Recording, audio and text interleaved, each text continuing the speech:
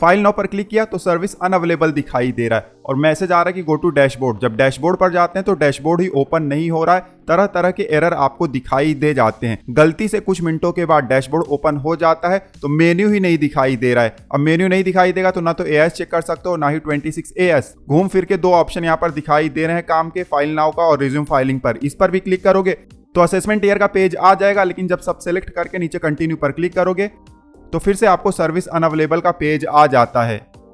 फिर से डैशबोर्ड पर आएंगे, रिज्यूम फाइलिंग पर क्लिक करेंगे तो भी सेम टू सेम आपको रिप्लाई मिलता है इनकम टैक्स के पोर्टल पर।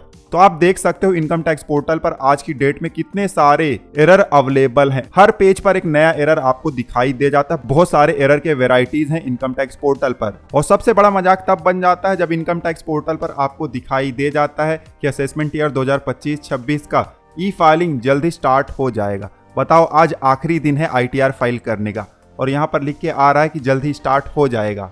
मजाक को साइड में रखे, काफी लोग कमेंट कर रहे हैं कि income tax department due date बढ़ाएगा या नहीं बढ़ाएगा। अब देखिए, चांसेस तो लग रहा है कि नहीं बढ़ाएगा, क्योंकि कल की डेट में इनकम टैक्स डिपार्टमेंट ने एक ट्वीट किया था कि एक फेक नोटिफिकेशन सर्कुलेट हो रहा है जिसमें income tax return due date बढ़ा दिया गया है, ऐसा क्लेम किया गया है। तो उसको इनकम टैक्स डिपार्टमेंट ने रिजेक्ट कर दिया था। और उसके अलावा अभी हाफ एन आवर पहले ही इनकम टैक्स डिपार्टमेंट ने मैसेज किया है कि 7 करोड़ से ज्यादा ITR फाइल हो गए हैं। तो इन सब चीजों को देखकर तो नहीं लगता कि income tax department due date बढ़ाएगा।